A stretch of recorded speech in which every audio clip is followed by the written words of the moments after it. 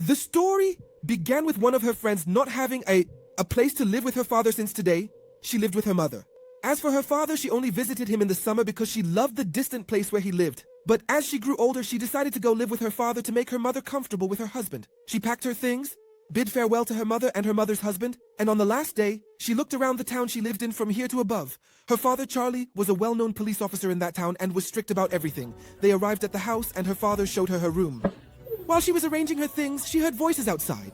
She looked out the window and saw her father and his friend Jacob bringing a car to welcome her, even though that car was old and worn out. She was calculating, but the next day was going to be her first day at school. There she met Eric, Mike, Jessica, and Angela. While they were chatting, some students came in talking about the Cullens. Bella asked them about it, and they started telling her. This is where we learned that they are all adopted by Dr. Cullen. This is his daughter, Rosalie, the strong one, and this cute one is named Alice, who is with Jasper. The last one is Edward, and Jessica was telling Bella about him. He gave a peculiar smile, and left when he heard them. Later, during biology class, Bella sat next to Edward.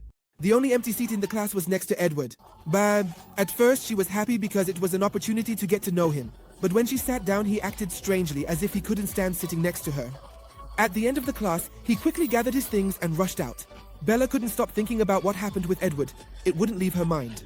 She spent the whole night thinking about it, and the next day she waited in front of the school to ask him why he acted that way. But to her surprise, he didn't show up that day. And not just that day, he was absent for days after she had sat next to him. During this time, she saw a guard chasing some people who looked like wild creatures. He kept running after them, but it didn't take long before they caught him. The next day, Bella went to school like usual. What happened at the gate? He went to work. Earlier, he was in a hurry, and one of the guards told him they killed an animal and needed to investigate the case. After that, he moved to their work and tightened his school routes as usual. When she entered the class, she was shocked by the presence of the newcomer. After 8, he was absent, and much more than that. This time he remembered her, greeted her, introduced himself, and started interacting with her much better than the last time. The girl was momentarily confused, but she was used to this situation. At the end of the day, while they were standing in the hallway, she noticed that the color of his eyes had changed in a strange way. When she asked him about it, he changed the subject and walked away. As she was getting into her car to leave, she noticed him watching her from a distance. At the same time, she saw a car speeding towards her, trying to brake but failing. Just as it was about to hit her, Edward stopped the car with his hand and saved her at the last moment. Bella was shocked by what she saw. How did he reach her so quickly?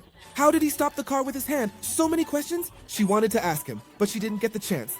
They tricked her. The boy cooked up that plan, and after some time, her father arrived and the doctor who came to see him was Colin Bowen, Edward's adoptive father. When she told him about what his son did, he was visibly displeased. As she was leaving, she overheard them talking about Rosalie, and they told her that he wasn't supposed to do that. When she confronted